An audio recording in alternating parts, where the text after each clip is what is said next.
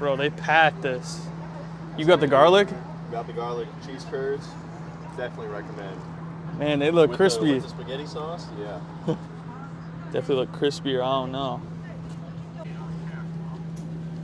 Look at that. Are you a ranch guy? No, definitely a spaghetti marinara sauce kind of guy when it comes to the cheese curds. It's good, it's a lot of Thank you. cheese. Just like back home, going to the carnival. They almost look like the like things you get at Taco Bell. The mini churros or whatever they are. Yeah. Fire. What's up, guys? Just wanted to have a little chat here. And, you know, I had some plans for this week. They so unfortunately did not pan out. But it's always good that I have a plan B. It's always good to stay consistent and come with a second plan. So, you know, if you guys don't know, I love talking. I love story times, etc. That's probably one of my favorite genre of videos to watch and stuff. And, yeah, for this video, the topic's going to be something revolved around being gullible, or times I was gullible as a kid, things I believed as a kid, you know. Being gullible as a kid, I think it's almost inevitable. Maybe it's a superpower if you were a kid and you weren't gullible, or you had a lot of older siblings and so you were far above your peers. But I think a lot of the funny stuff that stems with being gullible as a kid is hearing stuff in school, specifically elementary school, and believing it. Let me tell you about this little story. So when I was a kid, I can't remember if it was my brother or someone else, but someone told me that tarantulas, the big spiders, they shoot fireballs like Mario. So for some reason, I believed that as a kid. Now, this will make sense a little bit later. But anyway, I think most elementary schools have this, or a lot will have this where they have some guy come in and he brings animals or whatever and they do whatever. But anyway, one day in elementary school, we had someone called Mr. Insect, or the insect guy. This guy came into our elementary school and he was showing off a bunch of the insects or whatever he had. And one of the insects just so happened to be a tarantula. And now I remembered this little tidbit that I had heard, that big tarantulas or big spiders shoot fireballs. So I was very, very scared. I thought I was going to die. And, you know, I think there was a lot of people in there that were very scared of tarantulas. But not for the same reason that I was. I was very concerned that not only that I was going to die, but that the whole school was going to burn down because it shot fireballs. Now, keep in mind, I was a very young kid. I think this was kindergarten or first grade. And yeah, I was a very gullible kid, as you'll hear throughout this video. So I was very gullible.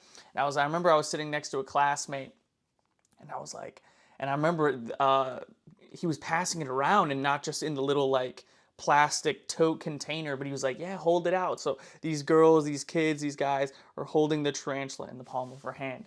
And I remember it's like 10 kids away, and I'm like, hey Donald, you know, I wouldn't touch that. They shoot fireballs. And the kid next to me was like, no, my uncle has one. They just spin webs. And I'm like, no, man, they shoot fireballs. I wouldn't mess with them. I remember being so confident spreading this information. I think that's really funny about being a kid and being gullible, is that when you hear something that's not true and you're gullible enough to know it, it's like you got to share the information, the misinformation with everybody else. Because, of course, you're not gullible. You're informed, right? That's interesting how, you know, even as common as it is in children, it's very common in adults. And misinformation spreads like wildfires, especially in the Facebook comments. But yeah, I remember not even touching it. It just went away. But I remember being like very, very scared that this tarantula was going to throw fireballs. And I think at the end of the day, I was able to like realize that that wasn't true. Or I think I told my brother, hey, the insect guy came and it didn't shoot fireballs or something. But yeah, I remember like looking into its like cage and like thinking like, man, how is it in that dinky little case if it shoots fireballs? Actually, I think this same year, I was in first grade, first or second, or I don't know, somewhere. I was like 6 or 8, you know, somewhere in that realm of being like very young and extremely gullible. That's my bad, guys. I got a call, but Yeah, I don't know where I left off with that story, but yeah, man, it's like when you're a kid and you're gullible, it's just like anything you know, it's like, oh, I have this newfound information, and now I need to spread just misinformation like wildfire to everyone because it's true, right? That's the harsh realities of being a gullible person or a gullible kid. The next story, I think it happened the same year. I can't remember if I said this in the other video, but there was this really strict teacher, and I think I was in first grade, and she was like teaching spelling or one of those like, basic need to know English classes or whatever, or language courses. And I used to goof off or not pay attention when I was a kid. And one of the older kids in the class was like, "Hey man, you shouldn't mess around. Do you know what happened to her?" And I was like, "No, what happened to her?" And he made up this whole, I'm not gonna say it verbatim or well enough, but he made up this whole shtick where she got in some accident and her eye fell out. And so instead of getting like a bobble eye or like a glass eye or something, she got a robotic eye.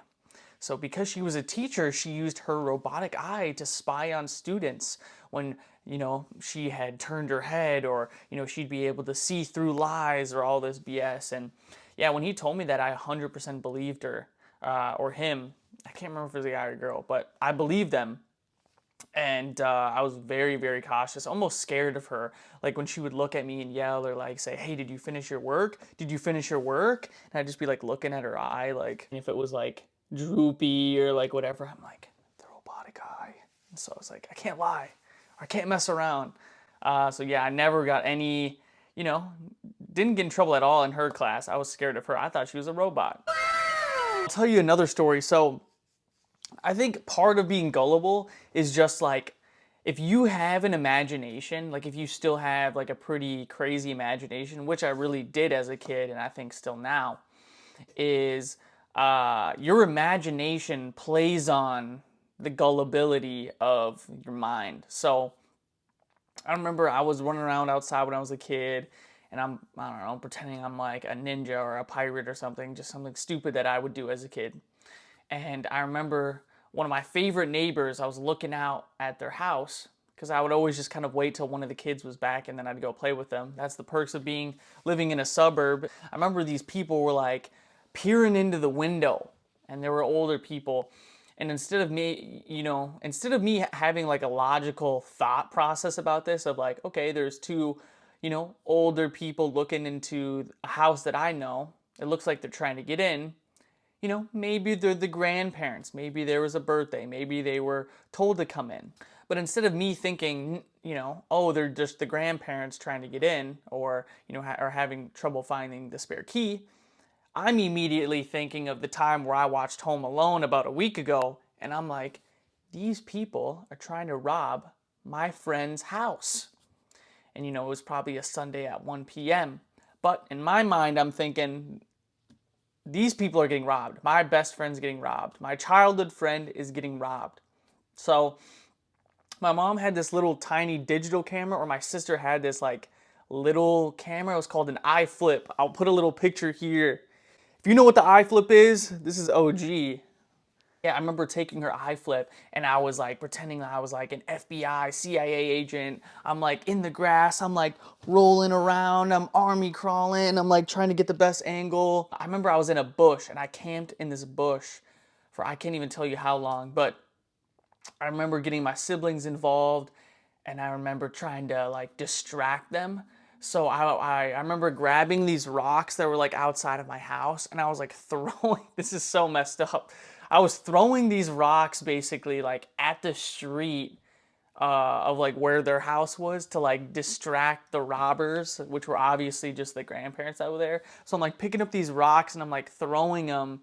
I'm not hitting the house, I'm not hitting the car, I'm not hitting them obviously, but I probably learned it in some stupid video game. But I was throwing these rocks basically at the base of the, I don't know, the street of where like the driveway would go up. And I think that they were just like, because I remember they saw me because I was behind this bush and I'm filming just like shaking, right? I'm like shaking with adrenaline and I'm just like throwing a rock and just like trying to distract them. And I think it got to the point where whatever I was doing wasn't working and maybe my imagination was not as like full of whimsy or whatever. And I remember going inside and telling my mom, I'm like, hey mom, these people are trying to break into so-and-so's house. And I remember she just looked out the window and was like, oh, that's like their grandparents. And I remember being like really, really happy that like, oh, they're not getting robbed, but also like, dang, I'm really stupid. Like, I thought they were robbers. Like, mom, look at all this work I did. I was like trying to show her like all the videos, me like throwing rocks at the street to distract them, or my recon videos or whatever. It's super embarrassing looking back on it. And I remember sharing it with her and getting a, she just laughed her head off. I wonder if she remembers it. I'll have to bring it up to her. But I remember being very embarrassed about how stupid I was. But I think just being influenced by any media as a kid, you're just so heavily influenced. So because I had watched Home Alone so soon to this, it was like, oh, I'm seeing what I just saw in real time or in reality. So definitely, being gullible is not something that I think you necessarily grow out of. I think you can, but some people don't. I'll tell you right now, some people don't grow up out of being gullible. So another sort of like side thing of like being gullible, I think the title of this video will have some sort of like elements of like rumors or being gullible as a kid and stuff like that. But I think rumors and being gullible and just like spreading stupid stuff and believing things that aren't true definitely go hand in hand. I just thought of this one story. I was about to stop for a second and then kind of recollect my thoughts or go back to the drawing board, but I just remembered this one story. So I had to have been like first, second, third grade. And I think this is when I really started to like bet or gamble. There's this one kid who was always down. I think he was just trying to win stuff, whether it was like, oh, getting your free snack at lunch. Like I used to get hot lunch as a kid, and the hot lunch or the school lunch or whatever, it would always come with like a cookie, a brownie, a fruit snack, whatever. And there was always kids that like tried to hustle people out of their snack, whatever they had that was valuable, whether it was money, etc. And I'm gonna give this kid a name. We're gonna call him Freddie. I think I've used that name before, but doesn't matter. His name's Freddie. We're calling him Freddie. So Freddie used to always come up to me when I was eating my lunch, and he'd be like, "Hey man, want to play rock paper scissors?" I was like, "Okay." He's like, "Yeah, if I win, I get your fruit snack." So I'd be like, "Okay, well, what do I get if I win?" This is the mind of a hustler, right? This kid was really smart. He would always make sure whatever he was gonna give was 10x whatever I had. I didn't even have a wallet back then, so I didn't have any money. If anything, I had loose change, if that, right? I didn't have any money. I had nothing of value, especially when I was this young. This kid, he would be like, oh, if you beat me in rock, paper, scissors, I'll give you Valley Fair tickets. Now we're 7, 8, 9 years old. This kid did not have Valley Fair tickets. This guy did not have tickets to go to the fair, right? He just did not, right? And I was very gullible. I didn't realize that, or I was too stupid. So I'm thinking, okay, if he beats me in rock, paper, scissors, I just have to give him a fruit snacks. But if I win, I get fair tickets. And so anytime this kid would always try to hustle me into something, it was like, this kid was so smart. But I was always down 100% because I'm like, well, if I lose, I just am out fruit snacks, or I'm out the brownie, I'm out the stupid cookie. But if I win, I get fair tickets. And I remember a couple times I'd end up giving him my fruit snack, whatever. But a couple times I won. And I remember it was almost like on site anytime I saw this kid. And a lot of this stuff that went down was in the bathroom. But let's say I'm washing my hands. Freddie walks into the bathroom, comes behind me. I turn around. I'm like, hey man, where are my Valley Fair tickets? And I remember pressing him all the time on like, hey man, I beat you in this, blah, blah, blah. Where are my Valley Fair tickets? I'm trying to think of something else he would give.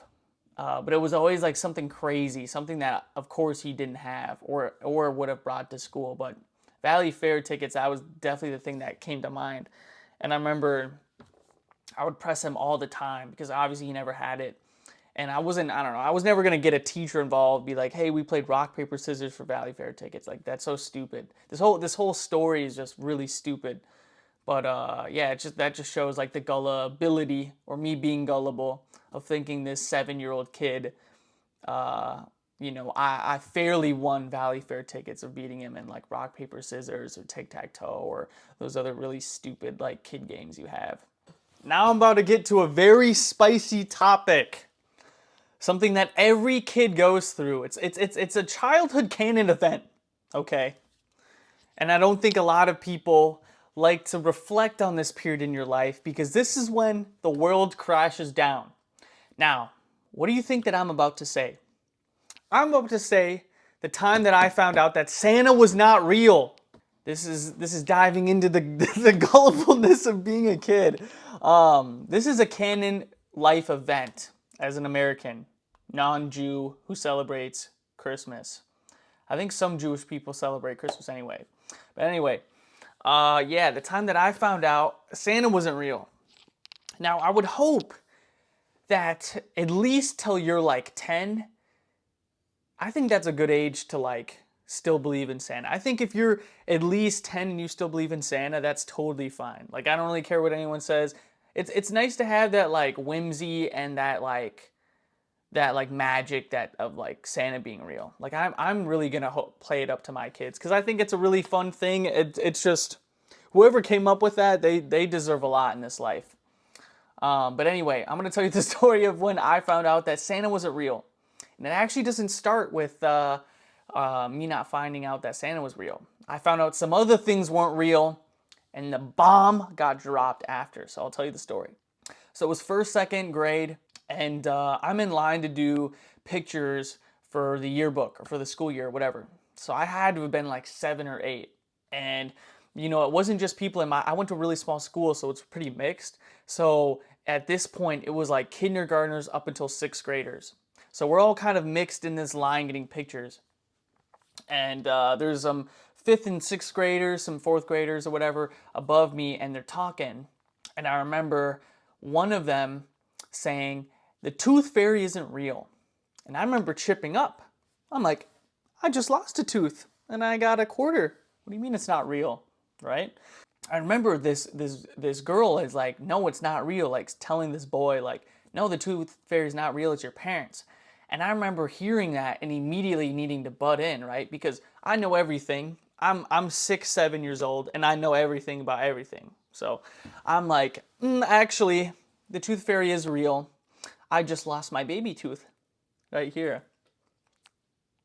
And I got 50 cents for it, whatever.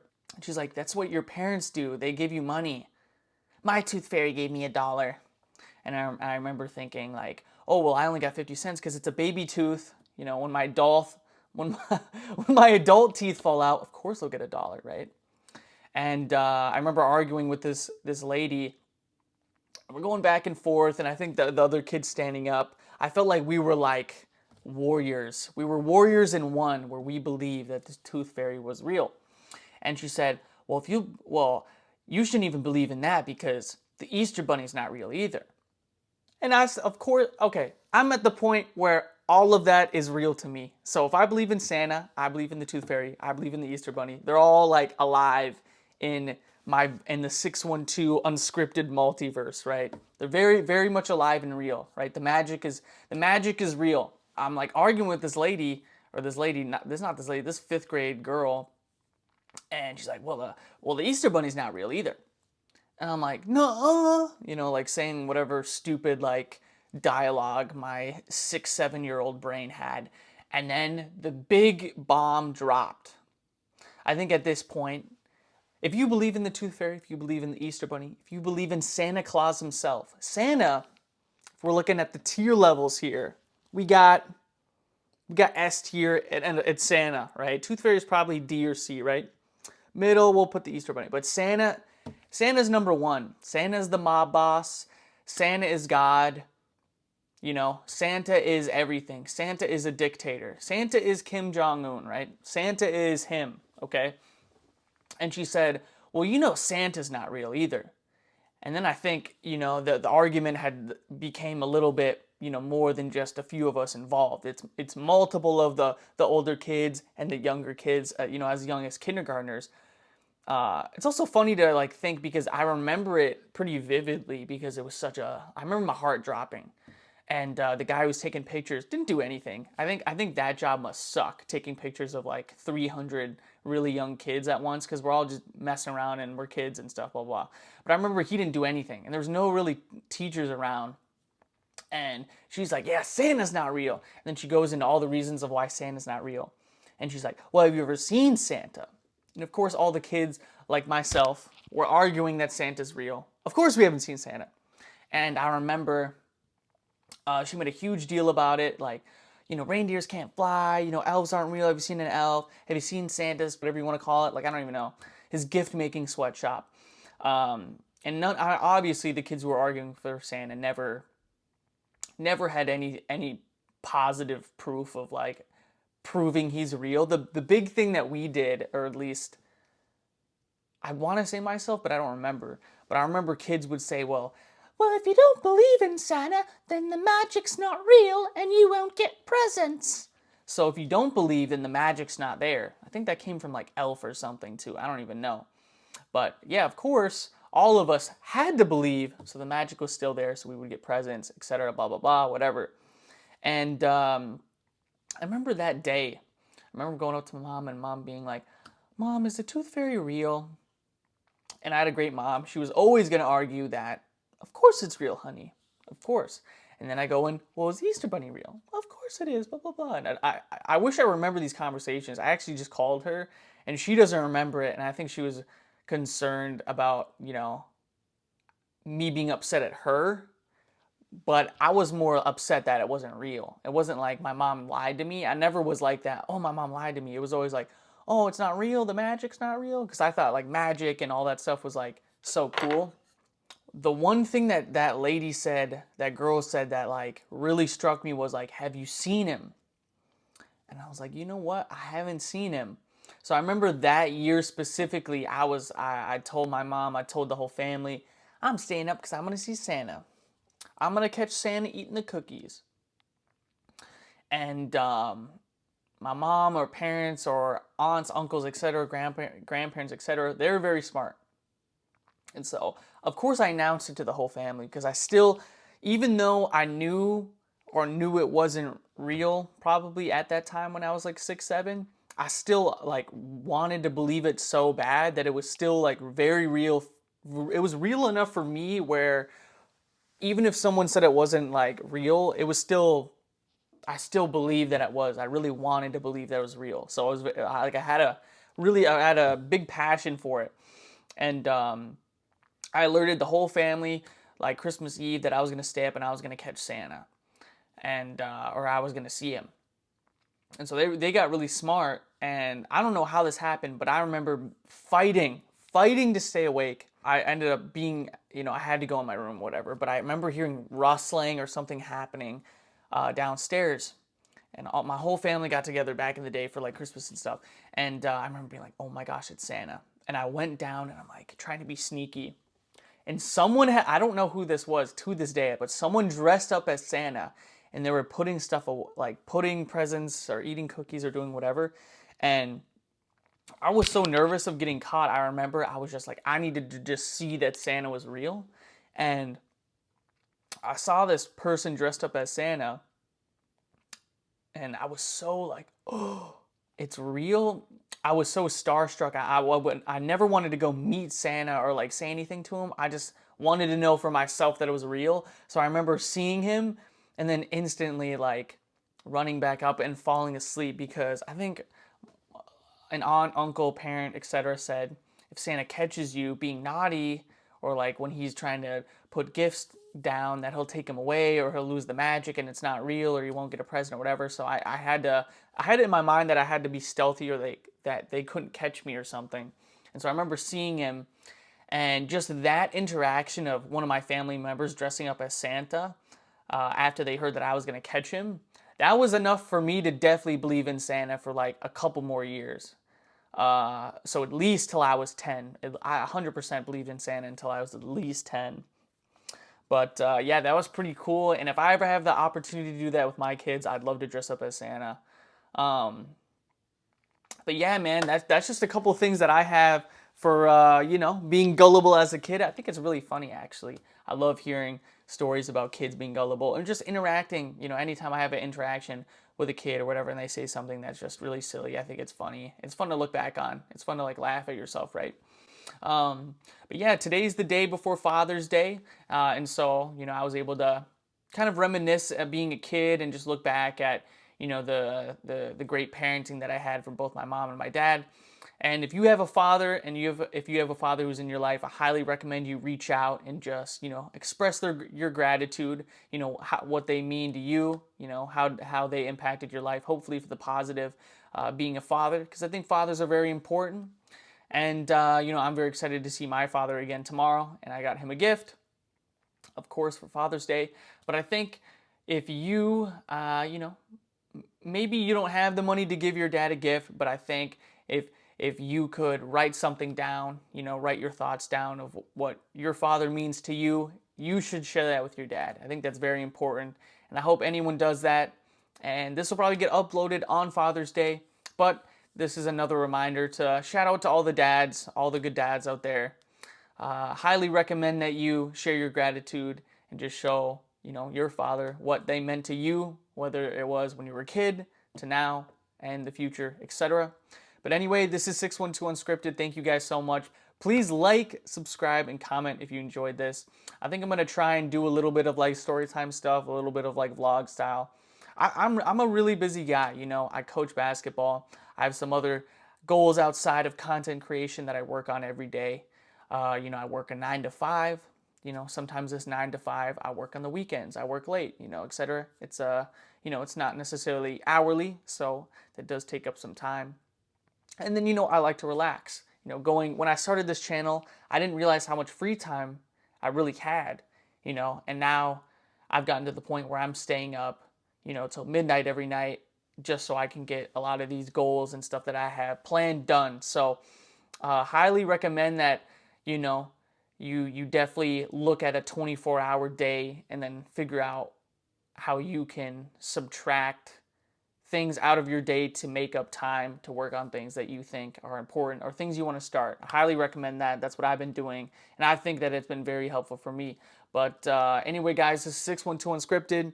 Happy Father's Day. I hope you enjoyed the video. I hope you could laugh a little bit. And yeah, please share any stories that you have of being gullible. I'd love to hear them. I think it's really funny. I think kids in general are just very funny. And I think the art of being gullible and spreading misinformation is something that, you may not grow out of. I go on Facebook sometimes, on Facebook Marketplace, and I'll go in the comments of something, and it'll be a wildfire of misinformation. So, some people don't grow out of it. But anyway, yeah, please share down below. I'd love to hear from you guys. Thank you.